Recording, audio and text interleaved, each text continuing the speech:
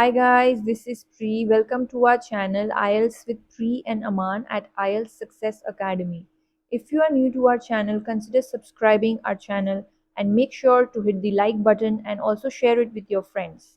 So in this video, we will be doing a cue card that is amongst the May to August 2024 speaking topics. So in this video, I will also be using Hindi translation along with my English explanation. If you do like this format of video, please do let me know by commenting below.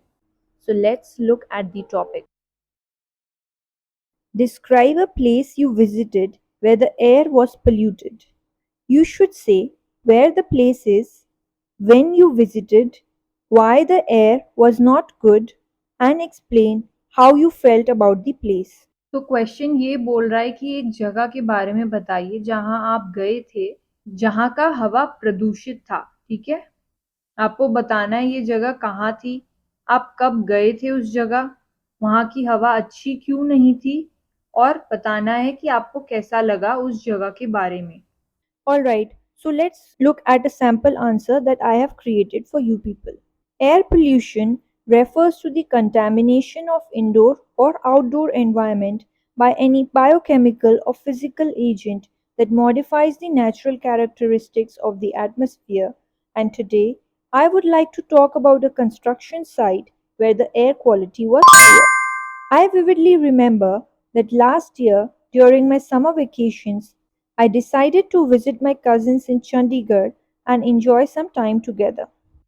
तो यहाँ पे आप जैसा कि देख सकते हैं, question का सीधा आंसर करने से पहले हमने थोड़ा सा एक जनरल इंट्रोडक्शन दे दिया है, जिसमें हम बता रहे हैं कि एयर पोल्यूशन यानी कि हवा का प्रदूषण, उसका मतलब क्या होता है।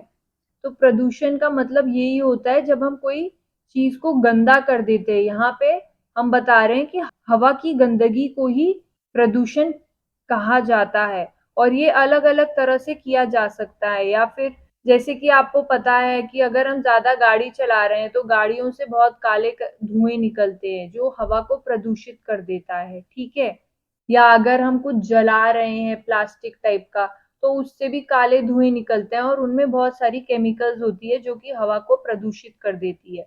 तो हम यही अपनी इंट्रोडक्शन में बोल रहे हैं। और आज मैं आपको एक जगह के बारे में बताऊंगी जहां पर नया घर बन रहा था और जहां की हवा बहुत ही गंदी थी। ठीक है, कंस्ट्रक्शन साइट मतलब जहां पर कोई नई बिल्डिंग या मकान बन रहा हो। और एयर क्वालिटी वाज पुअर मतलब हवा जो है वहां की दूषित थी या फिर गंदी थी। तो यहाँ पे अब हम ये बोल रहे हैं कि पिछले साल जब मेरी गर्मियों की छुट्टी थी यानी कि समर वेकेशन थी, तब मैं अपने कजिन से मिलने चंडीगढ़ गई थी कि हम एक साथ दोनों कुछ टाइम स्पेंड कर पाए। ठीक है, Moreover, there was a new house being built in her locality which was adjacent to her residence, and there was lot of dust, fumes and smoke emitted in the surroundings. So adjacent means very near. Okay, so instead of using the word near, we used a better vocabulary word. Also, instead of saying house or home, we used a better word by saying residence.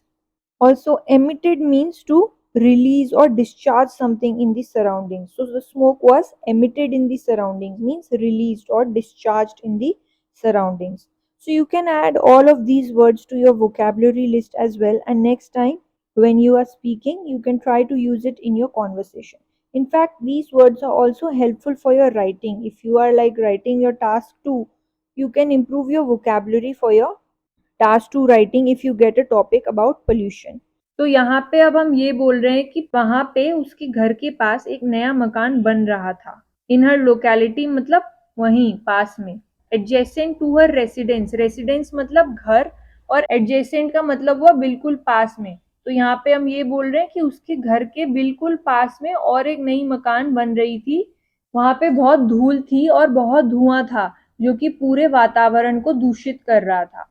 अब होता है ना, जब नए मकान बनते हैं तो अलग अलग टाइप की मशीनें लगी होती है जिससे काला धुआं निकलता रहता है, आवाज भी बहुत करता है। ठीक है, तो वही हम बता रहे हैं। All right, so let's continue.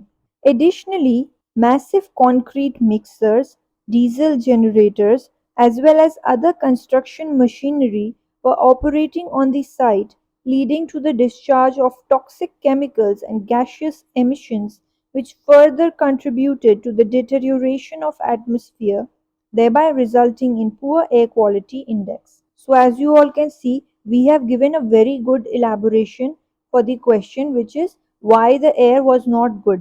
So toxic means harmful, something that causes harm to our body, which is not good for our body. Deterioration means something that degrades, like becomes poorer.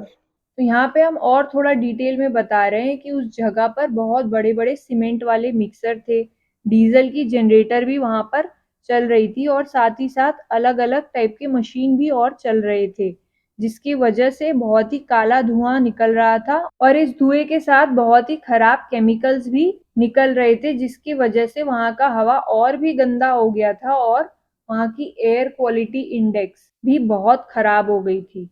आजकल news में आपने सुना होगा ना कि दिल्ली की AQI बहुत खराब हो गई, तो AQI का मतलब हो गया एयर क्वालिटी इंडेक्स, जिससे कि आप नाप सकते हैं कि किसी जगह की हवा कैसी है, ठीक है। Finally, I felt quite disappointed as I developed irritation in my eyes, suffered from dizziness and headache, as well as developed cough, all of which ruined my holiday completely.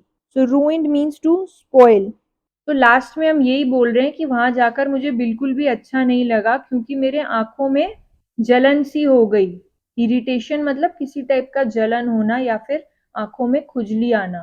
साथ ही साथ मुझे वहाँ पर चक्कर भी आने लगा और सिर दर्द होने लगा।